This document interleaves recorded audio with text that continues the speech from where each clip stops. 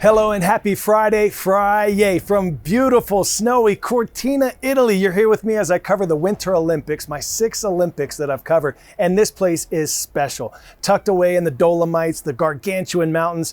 Did you know the first ever televised Winter Olympics was in 1956, 70 years ago, right here in Cortina? The athletes zoomed down these exact same slopes, even use one of the same arenas here. What do you say we whip through some of the highlights, some of the heartbreak and historic moments from a whirlwind first week at these 2026 Winter Olympics? As of this taping, Norway, Italy, and Team USA battling it out for the overall medal count lead.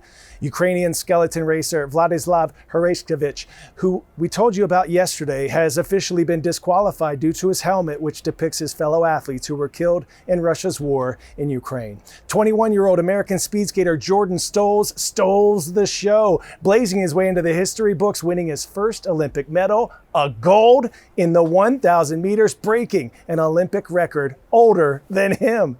And skier Breezy Johnson, who has already taken home a gold medal here, is bringing home a little more bling. Her boyfriend proposed at the finish area of the Super G. Congratulations, Breezy.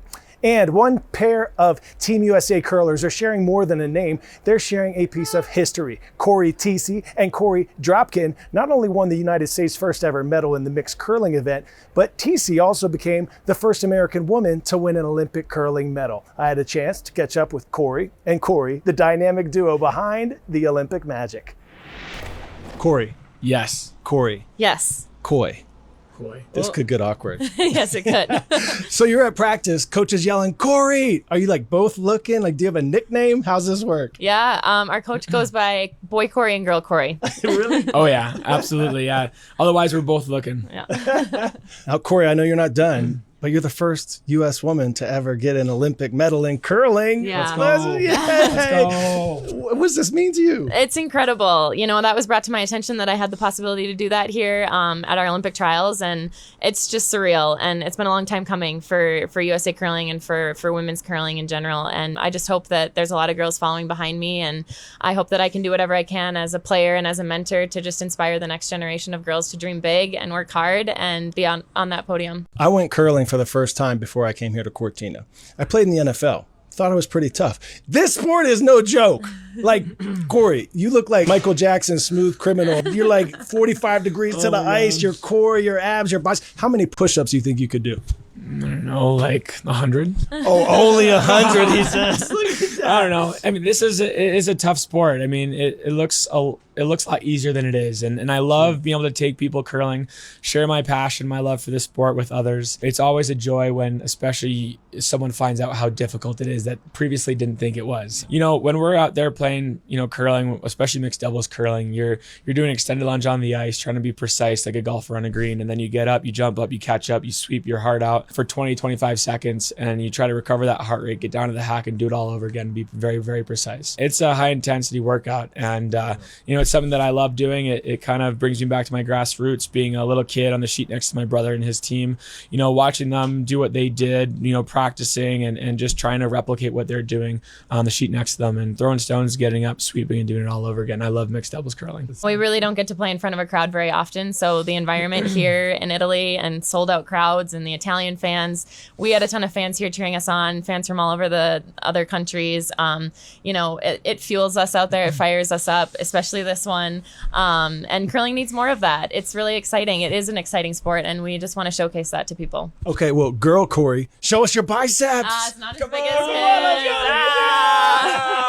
his.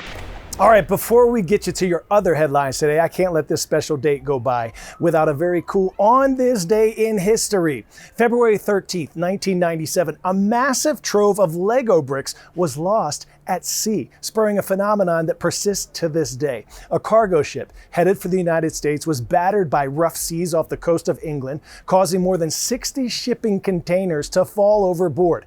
One of them was packed to the brim with nearly 5 million Legos. And shortly after, beachgoers in southwest England noticed the peculiar pieces like washing ashore. And it's almost like the sea has a sense of humor. Many of the sets were nautical themed, including pieces like octopuses, life jackets, and scuba flippers.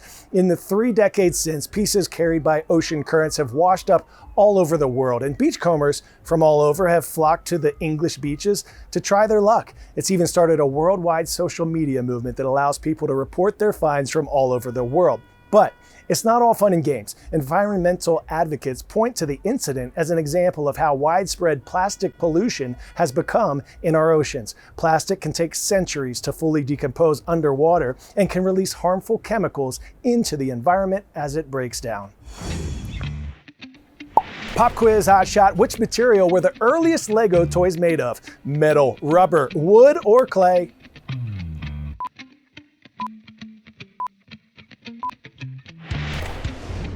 You're log on right if you said wood. Lego was founded in 1932 by a Danish carpenter. In 1942, a fire destroyed the wooden toy factory, and when rebuilding, the company modernized production and later began experimenting with plastic.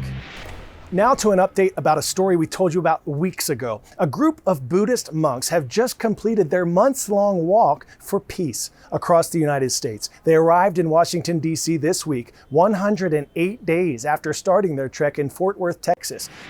Let peace bloom and flourish among all of us throughout this nation and the world, so that this world can become the better place for all beings to live. All right, it is another Friday in February, Black History Month, and we are taking a moment to honor one of the lesser known heroes of the civil rights movement. In today's Spotlight, it's incredible. When you call 911 today, you expect trained paramedics to arrive and start treatment right away, but that model did not always exist. In fact, in the late 1960s, one groundbreaking program in Pittsburgh helped build the blueprint for modern emergency medical services, and it was led largely by Black paramedics at a time when all job opportunities were limited. Back in the 60s, when you called the ambulance, the police came. Policemen were in charge of taking people to the hospital. And they would put the person on that little stretcher and throw them in the back of the paddy wagon, slam the door, and go as fast as they can. People were dying from this. That changed in 1967 with the creation of the Freedom House ambulance service in Pittsburgh's predominantly Black Hill District. The program recruited local residents of all backgrounds and put them through 300 hours of rigorous medical training, far beyond basic first aid. The idea was brought to life by a group of medical and civil rights trailblazers under the supervision of Dr. Peter Safar, the father of CPR, and medical director Dr. Nancy Caroline. Freedom House crews have become some of the first paramedics in the country trained to provide life-saving care before patients ever reached a hospital. The service became known for high standards and fast response times, saving 200 lives in its first year according to data collected by Dr. Safar. The program's success drew national attention. In 1975, the U.S. Department of Transportation and the White House formed an interagency council on emergency medical services and chose Freedom House's training model as the foundation for its pilot curriculum. That framework helped shape the national standards that cities still use for EMS systems today.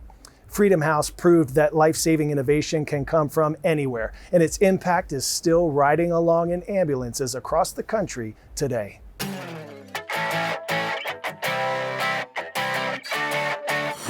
Today's story getting a 10 out of 10, an Olympic debut that comes with the triple energy. Meet Team Rivers ×3. Henry Rivers IV is representing Jamaica in alpine skiing, and he's got his day one support squad, his triplet sisters Helena and Hanaya, plus mom Karen and dad Henry III. All three siblings ski, but for these games only one qualified, so the sisters are switching roles from competitors to fans. But we have our flags. We have our Jamaican flags that we'll be waving. Yeah. You'll see us. The siblings say that their bond goes beyond the slopes, all the way to what they call triplet telepathy. And support won't just be in the stands. They say it's coming from back home as well. For Henry, this Olympic moment is about more than one run down the mountain. It's about what it represents. All right, superstars, have some shout outs to you today from Italy. Mr. Bishop at Graham Kapowson High School in Graham, Washington. Thank you for subscribing to our YouTube channel. Thanks for the love. And this shout out goes to Chief Finney at Baldwin High School in Baldwin County, Georgia. Your NJRTC cadets are so grateful for your guidance, and we are so grateful that you allow us in your classroom. Play that Friday music, Nader. I hope that you go out Make it an awesome weekend. We are off for President's Day on Monday, but we will see you right back here on Tuesday. Go out, make someone smile, be that spark of joy that someone needs. You never know how or when, but you might be the light that someone needs. I'm Coy Wire, and we are CNN 10.